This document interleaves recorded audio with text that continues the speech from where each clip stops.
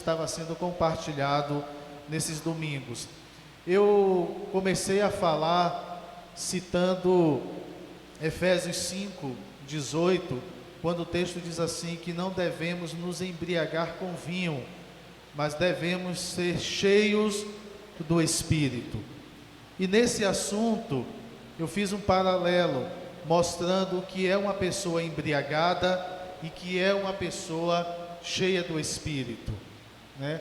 Uma pessoa que ela está embriagada por vinho, nesse caso aqui Paulo cita vinho, mas a gente pode citar cerveja, uísque, caipirinha, seja aí o que você quiser, mas o que Paulo está apontando aqui é que uma pessoa que é embriagada, que é dominada, que é possuída ou possuída pela bebida, ela não tem controle sobre as suas emoções, pensamentos e atitudes, e ela conduz a vida dela de uma maneira completamente diferente. Aí eu estava dando aqui exemplos. Uma pessoa que é embriagada, ela não consegue ter controle sobre a sua própria vida, e você já deve ter percebido isso.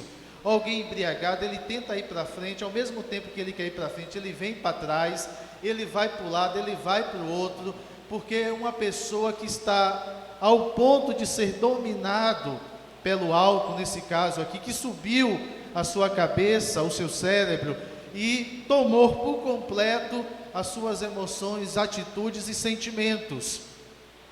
É uma atitude de alguém que se encontra assim. E vocês podem perceber, eu estava lembrando aos irmãos, que alguém, tem lugar aqui, Nete? Pode ficar à vontade, aqui também tem outro aí. E alguém que é dominado pela bebida, pelo álcool, ele não tem controle sobre si, e a gente sabe que tem pessoas que é tímida, pessoas que é introvertida, pessoas que são caladas, mas quando bebe, ele sai do seu normal, ele beija a mulher, ele abraça, diz a ela que ama, ele faz isso, ele faz aquilo, ele brinca com os filhos, ele dá risada, ele faz coisa que depois que passa o efeito, ele não acredita naquilo que ele fez. E a gente precisa, e quando diz para ele diz, eu fiz isso? Ah, não fiz. E aí você precisa mostrar ou comprovar que ele realmente fez aquilo. E eu conheço pessoas que foram transformadas por causa da bebida, pessoas que ficam completamente descontroladas, que até na hora de urinar erra o lugar e faz dentro de casa, porque ela fica completamente fora do seu controle. Essa é uma pessoa que é conduzida, que é dominada pelo álcool, como diz aqui Paulo em Efésios 5:18. Mas o outro paralelo dessa situação é aquele que é conduzido, ou seja, é cheio do Espírito. Nesse caso aqui, ele não fala Espírito Santo, mas a gente sabe que ele está falando aqui do Espírito Santo.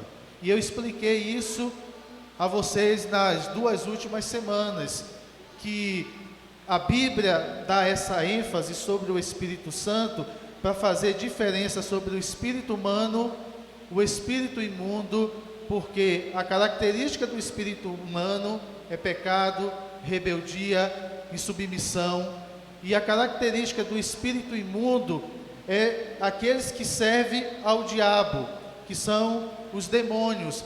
E o Espírito Santo, a característica dele é a santidade.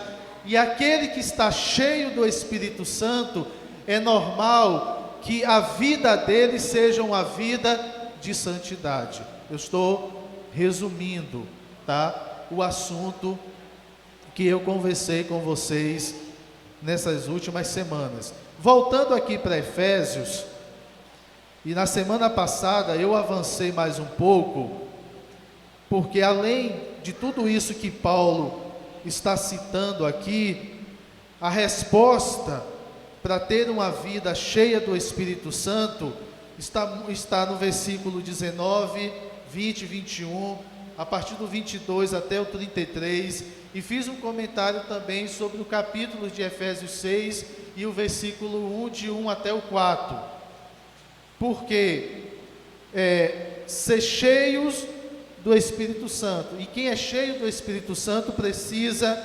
viver como tal, tá, amados?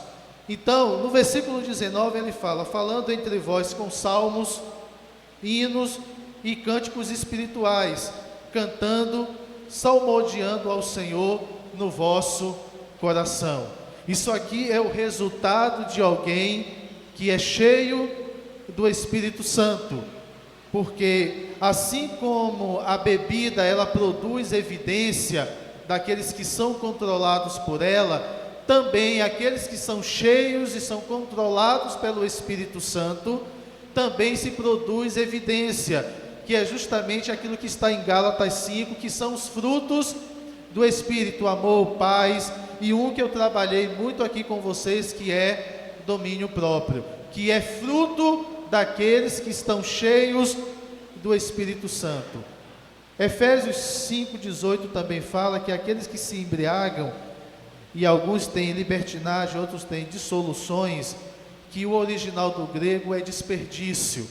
Então aquele que tem uma vida conduzida pelo vinho, cerveja, uísque ou caipirinha, seja o que for, é uma vida de desperdício, é uma vida que você não constrói nada, é desperdício para você e é desperdício para aqueles também que convivem com uma pessoa que está nessa situação.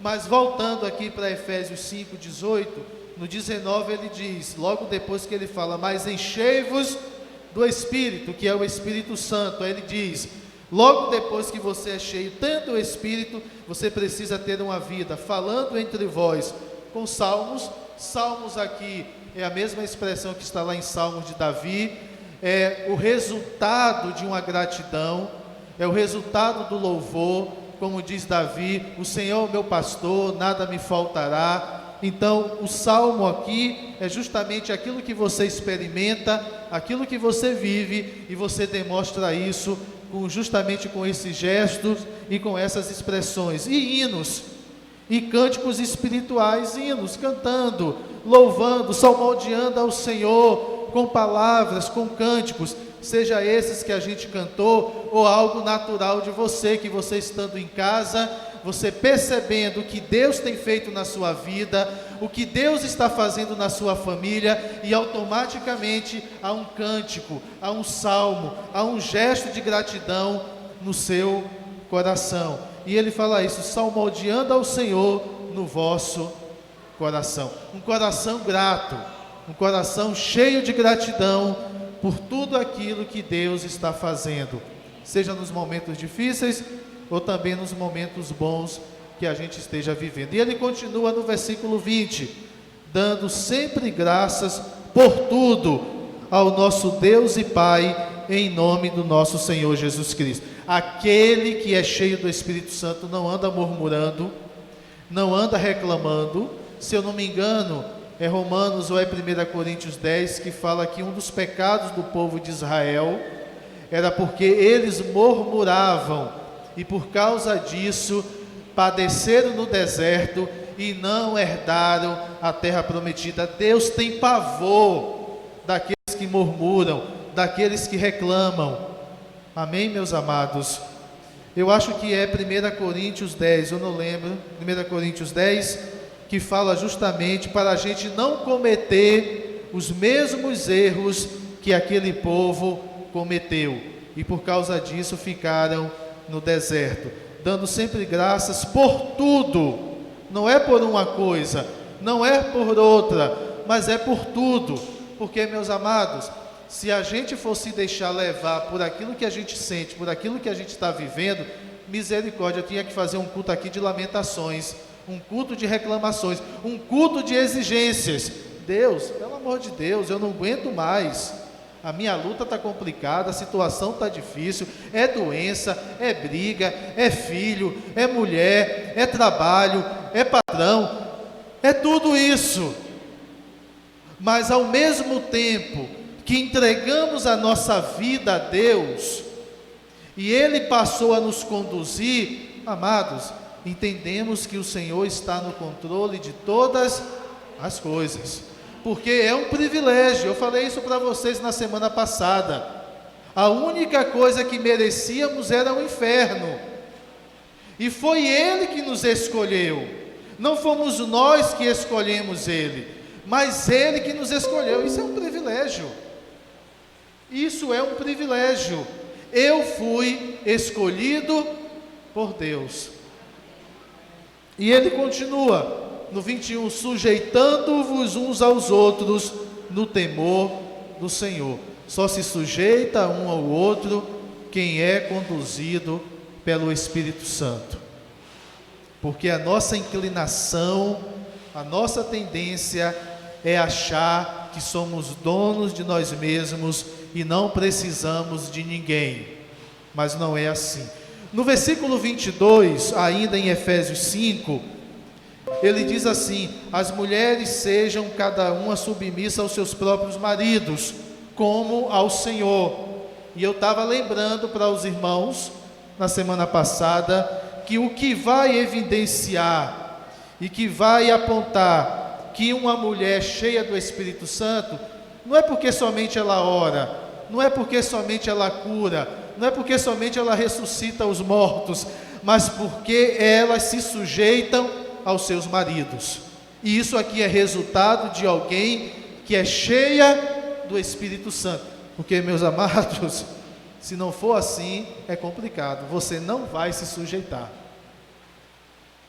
Ainda vai bater de frente. Sua mulher diz uma, você de duas, a ela de três, você de seis, e aí fica naquele impasse.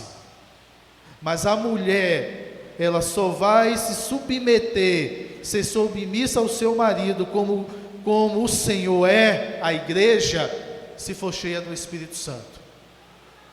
Amém? Agora, eu falei para os irmãos, só uma observação. 23 ele continua, e o 24, e o 22 e o 23. Agora, e até o 24. Agora, os homens, como ele diz aqui no 25, marido, amais vossas mulheres, como também Cristo amou a igreja e a si mesmo se entregou por ela, para santificar, purificando com a lavagem da água pela palavra. Os versículos que falam aqui das mulheres são 3, 22, 23 e 24. Agora o requisito para o homem são 9 versículos, 25, 26, 27, 28, 29, 30, 31, 32 e 33. Deus pega até um pouquinho leve, mas com a gente desce o porrete. Para o homem amar a vossa mulher, como também Cristo amou a igreja, precisa estar cheia do Espírito Santo. Precisa. Porque, meus amados, se Paulo colocou isso aqui, é porque ele sabe da necessidade que temos. Porque vai dizer que é fácil se submeter ao seu marido, com aquele temperamento, com aquele jeito. Eu falo que casamento é um milagre.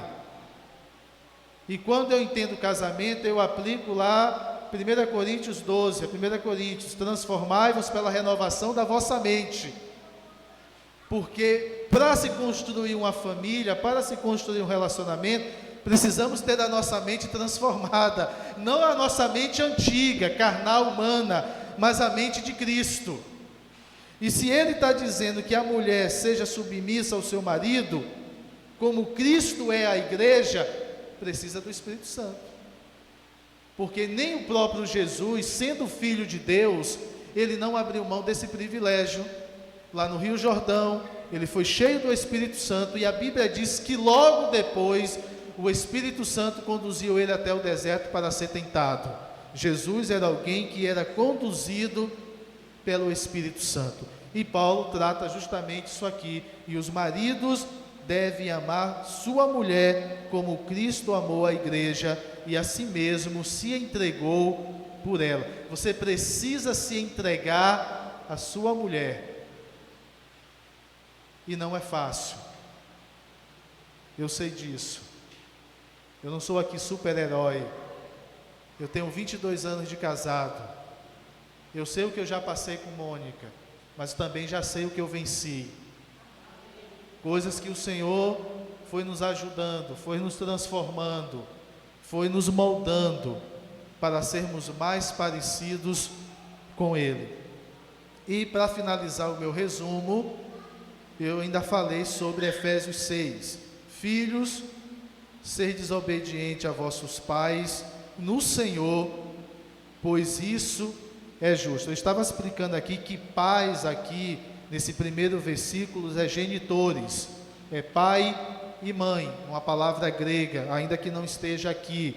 Agora, para o filho ser obediente aos seus pais, precisa do Espírito Santo. Ele pode até fazer a apresentação aqui, leve esta luz, como cantamos ontem, bonito, levanta a mão, dança, vai para um lado, vai para o outro. Ele pode até cantar aqui bem, tocar um violão, uma guitarra, mas o que vai apresentar ele como alguém que é cheio do Espírito Santo é sendo obediente aos seus pais, é sendo submisso a eles. É o que Paulo está tratando aqui. E no versículo 4 ele diz assim: vós pais, não provoqueis a ira dos vossos filhos, mas criai na disciplina e instrução do Senhor. Essa palavra pai aqui é outra palavra, pateres, que no grego tem um significado somente de pai, que pai é aquele que disciplina, pai é aquele que corrige, pai é aquele que educa o seu filho. Com isso eu não estou dizendo que o trabalho da mãe no corrigir, no disciplinar não seja importante, mas eu estou aqui desconstruindo a ideia que muitos homens têm. Mãe, é você que tem que cuidar do filho, é você que tem que disciplinar ele. Eu trabalho o dia todo, você que está em casa, você que tem que fazer isso e tem que fazer aquilo. Que se não fosse assim, a gente vai eliminar a ideia que a Bíblia diz que o homem é o sacerdote, que o homem é o cabeça da família, que é o homem que tem que apresentar a sua família a Deus e trazer a presença de Deus até a sua casa. O que Paulo está tratando aqui é que a responsabilidade da disciplina, da correção, do ensino é do pai.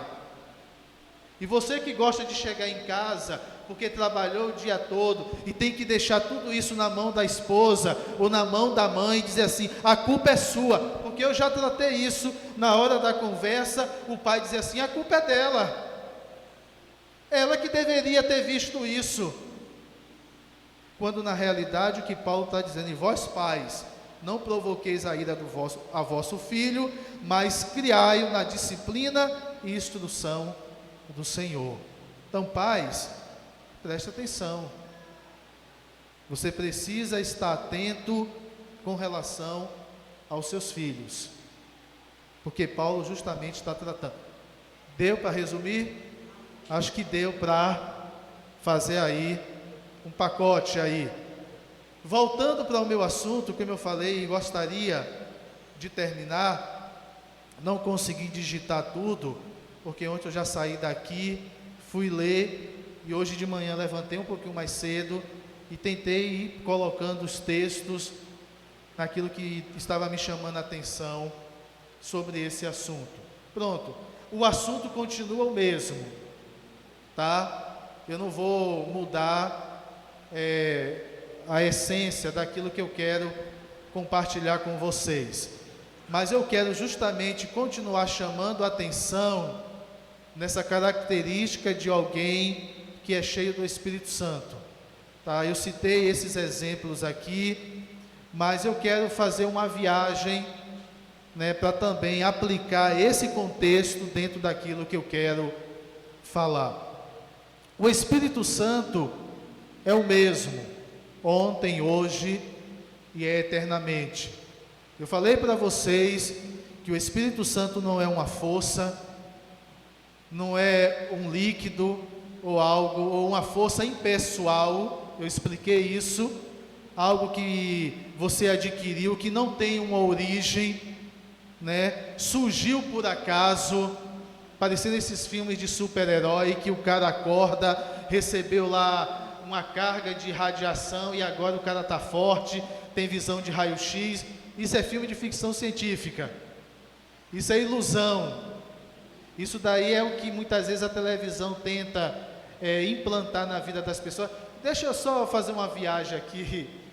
Eu estava outro dia lendo sobre, não sei se Ives ou alguém sabe, a história daquele ditado que tem nos Estados Unidos, o sonho americano, né? Eu não sei nem a palavra em inglês, green, não sei nem como é que fala. Normalmente eu estou falando português, quanto mais inglês. Mas o sonho americano, vocês sabiam que foram construídos na época da depressão econômica americana, porque eles chegaram ao conceito que eles precisavam implantar no povo que os Estados Unidos era a melhor nação e que toda a família era cristã, que toda a família precisaria conhecer o Senhor. Aí a ideia era essa, e eles abraçaram a ideia, e eles colocaram isso em prática de uma tal maneira que o americano, ele tem na mentalidade que ele é a maior nação do mundo, ele é melhor do que qualquer outra nação. Aí você começa a entender porque todo filme americano é um filme de super-herói. O próprio super-homem poderia ter caído aqui no Brasil, na fazenda lá no sertão da Paraíba, mas ele caiu aonde? Nos Estados Unidos. O Capitão América, a roupa dele tem o símbolo da bandeira. Todo super-herói é americano, porque só o americano é poderoso, só o americano pode, só o americano tem isso, tem aquilo. Nenhum outro país tem nada. Essa foi a mentalidade do sonho americano, que eles entenderam que precisaria ser assim, e funcionou. Porque eles têm, ainda que é uma nação completamente decaída, que hoje a realidade é completamente diferente, que quando os ingleses vieram e começaram a colonizar os Estados Unidos, tinha uma mentalidade evangélica, uma mentalidade cristã, que tinha a família como base. Hoje isso não existe mais, né? Infelizmente. Mas voltando para o meu assunto, senão eu vou falar e eu não vou terminar. Mas está dentro disso tudo, porque eu quero justamente compartilhar com vocês. Eu estava lendo Gênesis em casa, e Gênesis fala no capítulo 1, no versículo 3, que o Espírito de Deus, ele parava, ele andava sobre as águas. A gente sabe que o Espírito de Deus ali é o Espírito Santo, amém? Por isso que eu estou dizendo, é o mesmo ontem, hoje e será eternamente. Então, quando Deus criou a terra e tudo o que há, então Deus criou junto com o Filho e com o Espírito Santo. A terra não tinha forma, ainda não havia vida na terra, e o Espírito de Deus, ele passeava, ele parava, ele se movimentava, ele andava sobre a face do abismo. Vocês vão entender aonde eu quero chegar, tá? Assim também, quem anda com Deus, não, me perdoe, não é esse texto agora não, até mesmo o Espírito Santo, quando ele estava num ambiente que não havia forma, que ainda não tinha sido formado, ele se fazia presente naquele lugar. E o Espírito Santo, como eu estava aqui lendo, falando, fazendo referência de Gênesis, ele se movia sobre a face do abismo. O que eu quero transmitir para vocês, já de princípio, é que o Espírito Santo, ele já tinha uma função, ele já fazia algo. Ele simplesmente não foi aquela pessoa, ainda que Deus tivesse criado, ele se tornou ausente, mas ele estava presente e participativo naquilo que Deus estava fazendo. E o que eu quero colocar para vocês, aplicando esse texto de de Gênesis, a primeira vez que o Espírito Santo é citado na Bíblia como Espírito de Deus, que ele se movia sobre a face do abismo. Logo, eu entendo que uma das características dele é o movimento, né? Ele não é um espírito parado, ele se move, ele se movimenta, ele trabalha. Vocês vão entender aonde eu quero chegar com isso, né? E também, na visão de Ezequiel, o Espírito Santo é visto em movimento, ou seja, nas rodas. Aí eu vou precisar ler com vocês Ezequiel. Quem puder aí abrir, você pode aí tanto na Bíblia como no celular. Ezequiel.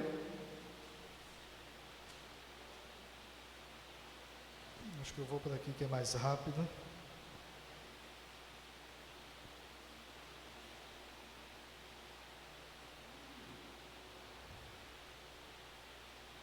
Ezequiel 1:20. 1:20.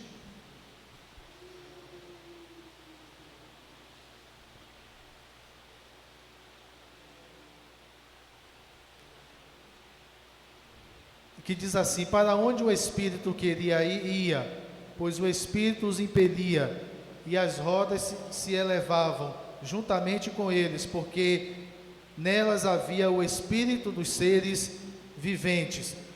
Também Ezequiel 10:17 diz assim: parando eles, paravam elas, e elevando-se eles, elevavam-se elas, porque o Espírito dos seres viventes estavam nelas.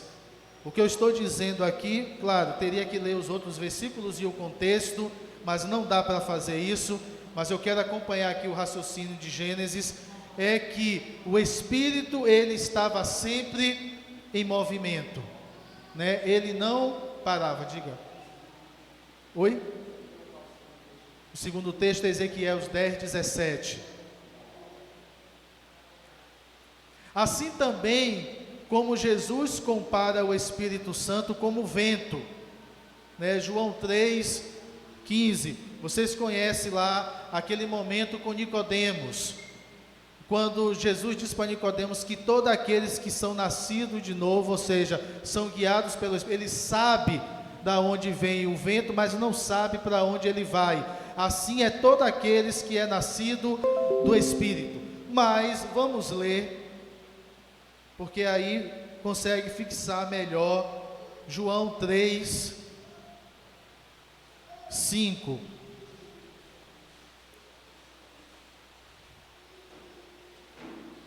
Respondeu Jesus: em verdade te digo, quem não nascer da água e do Espírito não pode entrar no reino de Deus.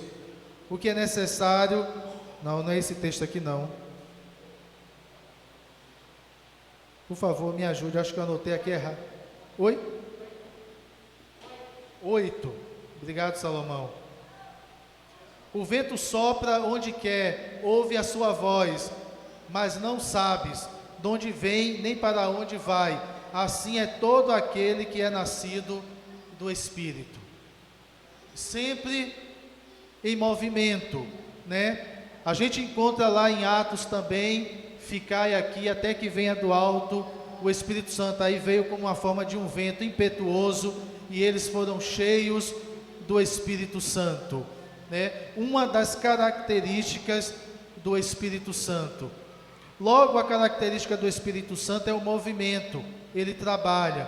Dessa forma, o crente ou o cristão cheio do Espírito Santo, né, acaba ficando parecido com o Espírito, herdando a característica dele. Eu falei isso lá em Efésios. Se a característica do Espírito Santo é santidade, é normal que eu e você tenhamos uma vida de santidade. E assim como o Espírito Santo, ele se movimenta, ele trabalha. E se eu e você temos o Espírito Santo, a minha vida e a sua vida precisa também ter esta mesma característica. Por isso, preguiça, desânimo, cansaço espiritual, não vem de Deus, não vem do Espírito Santo. E até porque a Bíblia diz que os preguiçosos não herdarão o reino dos céus. E aquele que tem o Espírito Santo não é preguiçoso, tá? Não não anda dizendo que só está cansado e por isso não faz aquilo, não faz isso, porque isso não é uma das características do Espírito Santo. Até os discípulos, quando Jesus os chamou, estavam trabalhando. Pedro estava pescando, isso está em Mateus 4,19, e Jesus disse para ele: vinde a mim e eu vos fareis pescadores de homens. Levi, chamado Mateus, era cobrador de impostos, e quando Deus o chamou, passou por ele e o chamou, ele levantou, deixou tudo e seguiu ao Senhor. Eu quero agora ler o mesmo texto que eu fiz referência a semana passada, que foi 1 Reis 19:9, porque eu quero terminar, ou pelo menos resumir com esse texto. 1 Reis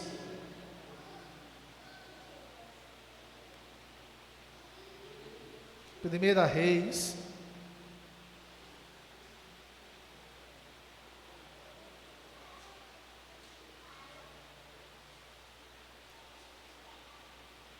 tudo que eu estou falando, amados, está dentro desse contexto de ser cheio do Espírito Santo e ser conduzido pelo Espírito Santo. Não adianta você dizer que é cheio do Espírito Santo, mas a sua vida é contrária àquilo que o Espírito Santo manda você fazer. Aí eu volto para Efésios 5:18. Aquele que é controlado pela bebida, pelo vinho, ele tem uma vida de dissolução, de desperdício. Ele faz aquilo que a bebida manda ele fazer, porque ele está influenciado por ela. Mas aquele que é influenciado pelo Espírito Santo tem uma outra atitude. É bom a gente tentar colocar isso na nossa cabeça. 1 Reis 19, eu quero ler a partir do versículo 9.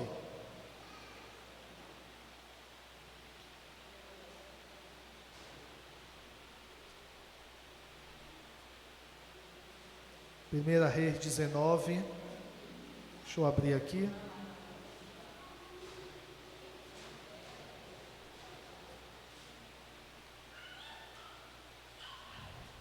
Pronto.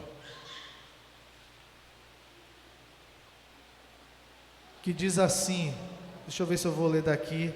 Não, a partir do versículo 9. Ali entrou numa caverna, onde passou a noite. Ele está falando aqui de Elias. E lhe veio a palavra do Senhor dizendo: que fazes aqui, Elias?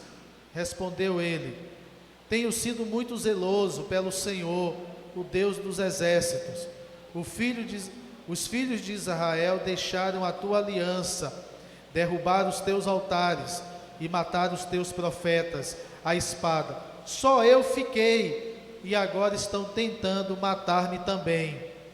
Disse-lhe Deus: vem para fora e põe-te neste monte perante a face do Senhor, pois ele vai passar. Então um grande e forte vento fendeu os montes e despedaçou as penhas diante do Senhor. Mas o Senhor não estava no vento. Depois do vento, um terremoto, mas o Senhor não estava no terremoto. Depois do terremoto, um fogo, mas o Senhor não estava no fogo. Depois do fogo, uma voz calma e suave. Ouvindo, Elias envolveu o rosto na capa e saindo, pôs-se à entrada da caverna. Então lhe veio uma voz dizendo: que fazes aqui, Elias? Respondeu ele: eu tenho sido em extremo zeloso pelo Senhor, Deus dos exércitos. Os filhos de Israel deixaram a tua aliança, derrubaram os altares e mataram os teus profetas à espada. Só eu fiquei, e agora estão tentando matar-me também. Disse-lhe o Senhor: vai, volta pelo caminho para o deserto de Damasco.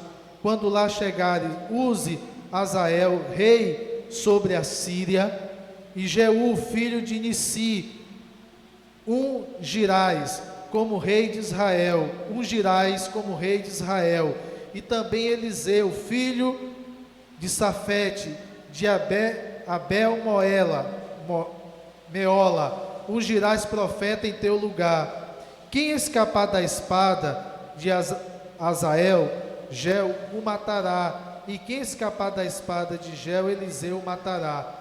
Também conservei em todo Israel 7.000, todos os joelhos que não se dobraram a Baal, e toda a boca que não beijou. Assim partiu Elias dali e achou Eliseu, filho de Safate, que andava lavrando com 12 juntas de boi adiante dele. Ele estava com a 12ª. Elias passou por ele e lançou sua capa sobre ele. Então deixou Eliseu os bois, correu após Elias e disse: deixa-me beijar a meu pai e a minha mãe, e então te seguirei. Respondeu-lhe Elias: vai e volta, o que te fiz eu. Assim Eliseu o deixou e voltou, tomou a junta de bois, os matou, queimou o equipamento de Ará, e nele cozinhou a carne e deu ao povo, e comeram. Então se levantou e seguiu Elias e o serviu. História muito surpreendente e bonita. Eu falei isso, resumi para vocês na semana passada. Qual é a lição que eu quero tirar aqui e aplicar para vocês? Dentro disso que eu estou conversando aqui. Elias estava escondido, estava com medo, era um tempo muito difícil, um tempo político, havia fome, Jezebel estava tentando matar os profetas, ele cita isso aqui, e ele se esconde com medo, mas Deus fala com ele, não no fogo, não no terremoto, mas naquela brisa suave. E quando Deus falou com ele que Deus, além dele, tinha também separado outros profetas que não tinham se ajoelhado e nem adorado a imagem de Baal. E a seguir ele pede para que ele vá até Eliseu e separe Eliseu para o ministério. Mas Eliseu não estava à toa. Eliseu, ele não estava em casa descansando, como muitas vezes a gente fica esperando que o trabalho venha até nós, ou esperando que as coisas aconteçam. Eu vou orar, eu vou pedir a Deus, e isso é o suficiente, e eu vou ficar em casa esperando as coisas acontecer. Eu vou orar para Deus fazer isso e fazer aquilo, mas não, eu já orei, eu vou ficar aqui que Deus vai fazer. Não é isso que você encontra aqui. Quando Deus fala com Elias e manda ele ir até Eliseu, Eliseu estava trabalhando. A Bíblia diz que ele estava arando a terra com 12 juntas de boi. Ele estava lá preparando a terra para que ela produzisse alguma coisa. Mas quando Elias vai até Eliseu e lança sobre ele a capa, uma das manifestações do Espírito Santo, que o Espírito Santo pode se manifestar de várias maneiras, mas ele continua sendo o Espírito Santo. Assim como ele veio como um vento e encheu aqueles que estavam em Pentecoste, assim Elias tocou na vida de Eliseu e falou para ele aquilo que Deus tinha para ele. Agora, o que é interessante aqui, e isso aqui se aplica a mim e a você, por isso que eu falei, meus irmãos, foi Deus que nos escolheu. Você não precisou de um Elias para passar por você e lançar a capa em você. Mas se não foi um Elias, um exemplo foi uma Thelma, foi um Walter, foi um Salomão, foi um Messias. O Elias, que um dia chegou para você, não lançou a capa, mas falou com você. E quando falou com você, Deus falou com você. E aqui mostra que quando Elias tocou em Eliseu, automaticamente ele entendeu. O que foi que ele fez? Deixa só eu ir lá falar com meu pai, dá um beijo nele, e deu um beijo no pai e na mãe e voltou. E qual foi a outra atitude dele?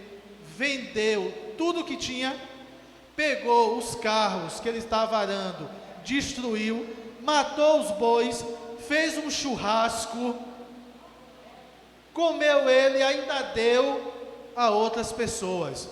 O que eu quero aplicar? Eu não estou mandando você, depois que você conhece, vender a sua casa, vender o seu carro e sair por aí. Eu não estou dizendo isso. Mas o que eu estou dizendo para você é que a atitude de Eliseu precisa ser a nossa atitude. Um homem e uma mulher que é cheios do Espírito Santo e é conduzido pelo Espírito Santo, precisa ter uma vida de desprendimento. Nada pode lhe prender. Nada pode ser o suficiente para impedir você de fazer a obra de Deus. Assim como Deus chamou Davi, que estava no campo cuidando das ovelhas, assim como Deus chamou José, assim como Deus chamou Abraão, assim como Deus chamou Moisés, assim como Deus chamou Gideão, que estava no legado lá pisando o trigo, assim também Deus chamou Eliseu. E assim como Deus chamou Eliseu, Deus chamou a mim, a você. Agora Deus não está dizendo aqui para você largar trabalho, faculdade, escola, de maneira nenhuma. Ele está dizendo aqui que trabalho, escola, faculdade, seja o que for que você faça, isso não pode ser impedimento para fazer a obra de Deus. Amém? Porque esse homem tinha 12 juntas de boi, ele tinha uma terra, ele não era um desocupado, mas quando Deus chamou ele, ele foi desprendido, aquilo ali não prendia ele. Assim também tem que ser a nossa vida. Nada pode nos prender nesta vida, porque tudo aqui vai passar, mas a minha vida e a sua vida com Deus, ela não vai passar, ela vai permanecer eternamente. Assim como o Espírito ali em Gênesis paraiva, se movimentava sobre a face do abismo, assim como esse Espírito que nunca parou, mas trabalhava, estava agindo, estava fazendo, e eu e você que somos cheios do Espírito Santo, queridos, eu não posso, eu não faço, eu não quero, isso não dá, tudo é um impedimento, tudo é um impedimento. Mas aqui não, esse homem deixou tudo. E aí, vocês conhecem a vida de Eliseu, ele passa num determinado lugar, e a mulher fala para o seu marido: marido, aquele homem que passa sempre por aqui, ele é um santo homem de Deus. Aí eu te faço uma pergunta, as pessoas olham para você como? Quando você passa no lugar, quando você chega em casa, que você abre a porta lá da sua casa, será que a vizinha ou o vizinho olha para você? Essa mulher, esse homem é um homem e uma mulher santo de Deus. Quem tem o Espírito Santo tem essa característica, porque é santo, porque é separado. E é isso que temos que ser. Essa deve ser a nossa vida. Precisamos ser desprendido, uma atitude de desprendimento. Eu trabalho, mas o meu trabalho não é impedimento para eu ir para o grupo caseiro. Eu trabalho, mas o trabalho não é impedimento para fazer a obra. Eu não estou dizendo quando você tem que trabalhar porque a empresa disse que você tem que ficar lá. Você tem que se submeter às autoridades, você vai trabalhar. Mas eu saio do trabalho, eu não vou hoje não, porque eu trabalhei muito, eu estou cansado, eu vou para casa. Será que um homem de Deus teria essa atitude? Será que Elias, Eliseu aqui, teria essa atitude. A Bíblia diz que Jesus nem dormia direito. E ele disse: meu pai trabalha até hoje, eu também trabalho. E quando os discípulos procuravam Jesus, alguém queria: não, deixa o mestre dormir. E Jesus: não, venha, sente aqui, o que é que você tem? Vamos conversar. Os muitos afazeres de Jesus não era impedimento para ele fazer aquilo que o Pai mandou ele fazer. Não era impedimento para ele fazer aquilo que o Espírito Santo já fazia, trabalhava e continua trabalhando, e continua trabalhando, e continua trabalhando na minha vida e na sua vida, porque se ele deixar de trabalhar, nós não seremos transformados, não seremos parecidos com ele. Por isso, meus amados, quem tem o Espírito Santo, tem que andar como o Espírito Santo manda você andar. Porque Deus não chama desocupado. Todos esses que eu citei, estava fazendo alguma coisa.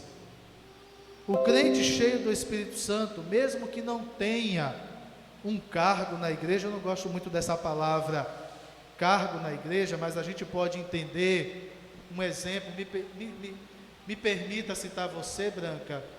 É alguém que chega aqui, que limpa, para a gente poder, quando vir para a reunião, está tudo limpinho, mesmo não tendo se entender isso como cargo ou uma função, né, na igreja, ou uma função eclesiástica, um pastor, ou um líder de grupo caseiro, ou um diácono.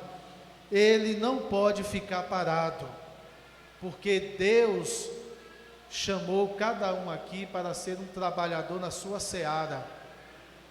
Ele não disse, não é exclusividade: olha, os campos estão brancos, a seara está pronta, agora rogai ao Senhor da seara que envie trabalhadores. O trabalhador é eu, o trabalhador é você, que chega aqui muitas vezes, eu vou só para receber a palavra e volta para casa, continua a mesma coisa. Mas Deus nos chamou para trabalhar, para fazer a obra, para servir aos irmãos, para servir à igreja. Deus nos chamou. Essa é uma característica daqueles que têm o Espírito Santo. Meus amados,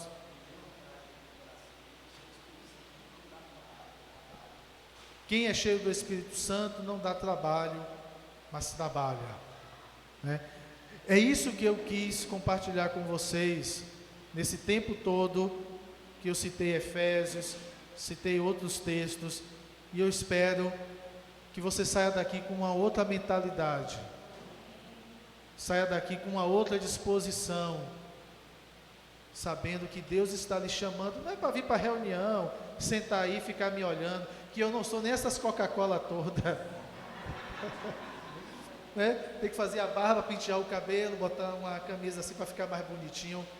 Não é para isso, mas Deus lhe chamou com um chamado específico, para algo específico. É para você se desgastar e continuar se gastando, como diz Paulo: eu me gasto e continuarei me gastando. Trabalho, trabalho, trabalho. E a gente vai continuar trabalhando, estudando, fazendo isso e fazendo aquilo.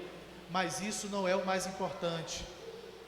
Você vai receber um salário que vai passar, mas o que você tem para receber de Deus é eterno, e ninguém vai tomar isso de você. Amém? Que Deus te abençoe, que Deus te encha dessas coisas, que faça com que essa palavra se torne viva no seu coração. Podemos ficar em pé para a gente orar?